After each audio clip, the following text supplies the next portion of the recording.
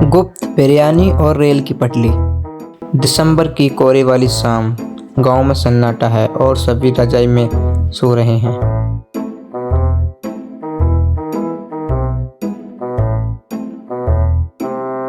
बिट्टू के घर के आंगन में एक छोटी सी अलार्म जल रही है।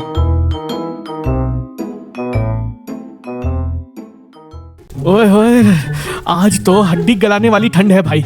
ऐसी ठंड में अगर गर्मा गर्म मसालेदार मटन बिरयानी मिल जाए तो कसम से स्वर्ग यहीं धरती पर उतर आए। भाई बात तो तू लाख रुपए की कर रहा है, लेकिन समस्या मटन की नहीं है, समस्या है खुशबू की। तुझे याद है पिछली बार क्या हुआ था? हमने जैसे ही कुकर की सीटी बजाई, वो गोपी काका दीवार फांद कर आ गए थे। अरे बिट्टू बेटा, क्या बन रहा है? बड़ी महक आ रही है। यही तो रोना है, साला इंसान अपनी कमाई का चैन से खा भी नहीं सकता। गोपी काका की नाक नहीं रडार है। 3 किलोमीटर दूर से पता लगा लेते हैं कि किसके घर में हल्दी डल रही है और किसके घर में हींग।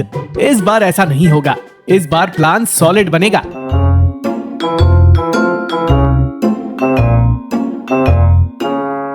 तुम दोनों फिर शुरू हो गए। देखो, बनाना है तो बनाओ, लेकिन इस बार घर पर नहीं। मुझे फालतू की भीड़ नहीं चाहिए।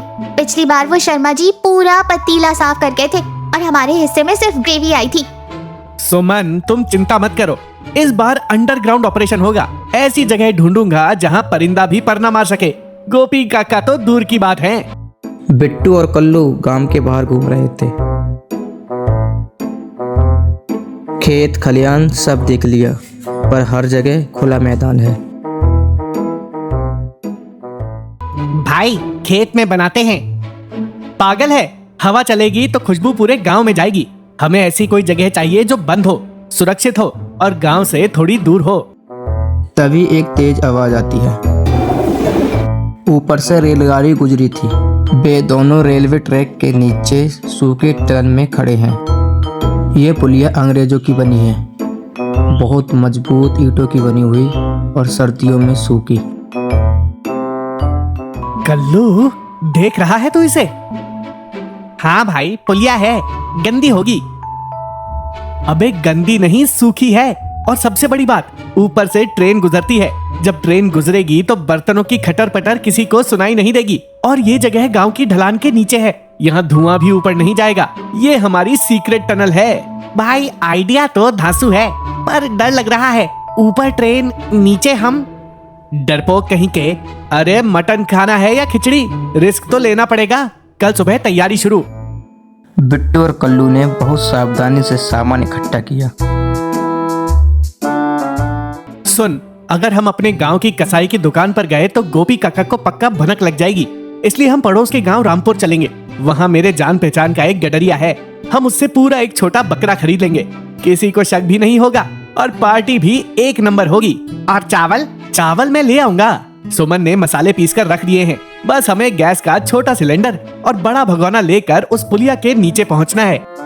दोपहर तक सारा सामान, लकड़ियाँ, गैस खत्म होने के डर से एक बैकअप प्लान के तौर पर पानी की कैन और चटाइयाँ उस रेलवे ट्रैक के नीचे वाली सुरंग में बिछा दी गई। वो जगह वाकई कमाल की थी। दोनों तरफ से ऊंची झाड़ियाँ थीं, जिससे कोई अंदर देख नहीं सकता था। अंदर हवा भी नहीं लग रही थी। तभी सुमन का कॉल आता है। सुनो जी, मैं भी आ रही हूँ। घर पर अकेले बोर हो रही हूँ और खुशबू से मेरा मन भी ललचा रहा है। मैं रायता लेकर आती हूँ। अरे ध्यान से आना, कोई देख ना ले। अगर किसी ने पूछा तो कहना कि खेत में काम करने जा रही हो। सुरंग के अंदर माहौल जम चुका था। स्टोव जल रहा है, भगोने में प्याज भुनी और छन छन की आवाज आ रही है। बाहर कड़ाके की ठंड है, लेकिन सुरंग के अंदर आग की वजह से गर्माहट है। भाई क्या रंगत आई है, कसम से आज तक ऐसी बिरयानी किसी ने नहीं बनाई होगी। बासमती चावल की खुशबू तो देखो। अचानक ऊपर से एक मालगाड़ी गुजरी। पूरी सुरंग कांपने लगी। कल्लू डर के मारे एक कोने में दुबका। भगोना हिलने लगा।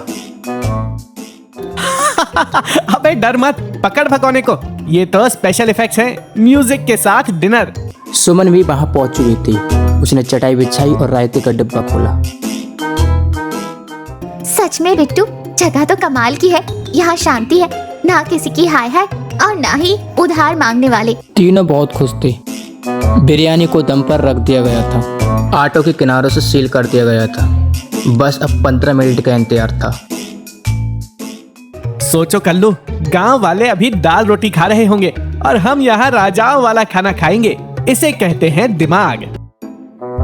तभी दूसरी ओर सुरंग के जहां अंधेरा था वहां से एक आवाज आई। तीनों एक दिन चुप हो गई और सन्नाटा छा गया।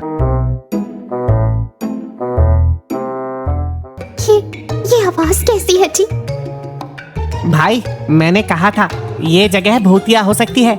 अंग्रेजों के जमाने का पुल है, कोई पुराना टीटी भटक रहा होगा। चुप कर, भूत नहीं कोई जानवर होगा, नेवला होगा। तभी फिर आवाज आई, जैसे कोई नाक सुखड़ रहा हो, खुशबू सूंघ रहा हो।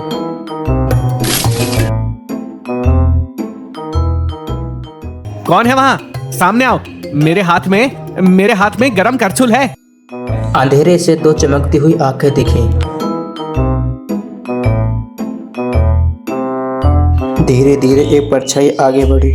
मकलट से लिपटा हुआ एक चेहरा सामने आया। वो चेहरा और किसी का नहीं, गोपी काका की थी। गोपी काका? बिट्टू ने अपना माथा पीट लिया। हे भगवान, आप यहाँ भी? काका, आप क्या जमीन के नीचे से सुरंग खोद के आए हुए हैं? आपको यहाँ की खुशबू कैसे आई? गोपी काका थोड़े घबराए हुए लग रहे थे। उनके हाथ में एक छोटा टिफिन बॉक्स था। वो चोरों की तरह इधर उधर देख रहे थे। अरे धीरे बोल बिट्टू बेटा, कोई सुन लेगा। कोई सुन लेगा? काका, हम आपसे छुप रहे हैं और आप कह रहे हैं धीरे बोलो। बेटा, तुम लोग यहाँ मटन बना रहे हो? हाँ काका, बना रहे हैं। अब आप आ ही गए हैं तो बैठिए, अभी मांगेंगे ही। नाक तो आपकी सीआईडी के कुत्ते से भी तेज है। गोपी काका मुस्कुराए नहीं, बल्कि उन्होंने राहत की सांस ली। शुक्र है तुम लोग हो, मुझे लगा मेरी बीवी आ गई। काकी, वो यहाँ क्यों आएंगी? गोपी काका ने अपने टिफिन बॉक्स खोला। उसमें से शुद्ध देसी गाजर का हलवा निकला, लाल सुर, काजू, बादाम से भरा हुआ। बेटा, डॉक्टर ने मुझे शुगर के लिए मना किया है और तुम्हारी काकी ने घर में मीठा बनाना बंद कर दिया है। पर आज सुबह मेरी बड़ी तलब उठी। मैंने चुपके से हलवाई से ये आधा किलो हलवा खरीदा। घर पे खाता तो पकड़ा जाता, खेत में खाता तो लोग देख लेते। इसलिए मैं सुरंग के उस कोने में छुपकर ये हलवा खाने आया था। फिर अचानक मुझे लगा कि यहाँ बिरयानी की खुशबू आ रही है। मुझे लगा मेरा ही वहम है, शुगर लो हो गई है। बिट्टू, कल्लू और सुमन एक दूसरे को देखने लगे और जोर से हंसने लगे। तो आप यहाँ हमसे खाना मांगने नहीं, बल्कि अपना हलवा बचाने आए थे? अरे बेटा, जवानी में मैंने भी बहुत दावतें उड़ाई हैं। अब बुढ़ापे में चोरी छुपे खाना पड़ रहा है। तुम लोग मुझे देखकर डर क्यों गए थे? काका, हमें लगा कि आप फिर से फ्री में खाने आए हैं। सच बताओ तो हम आपसे ही छुपकर यहाँ आए थे। गोपी काका हंसे। अरे पगली, मैं मांगता नहीं हूँ, बस खाने का शौकीन हूँ। जहाँ अच्छा खाना होता है वहाँ मेरे पैर अपने आप मुड़ जाते हैं। लेकिन आज तो मैं भी पार्टी के मूड में हूँ। तो फिर देर किस बात की? कल्लू, ढक्कन खोल। बिरयानी का ढक्कन खुला और भाप का एक बादल उड़ा और पूरी सुरंग में केवड़ा और मसाले की खुशबू फैल गई।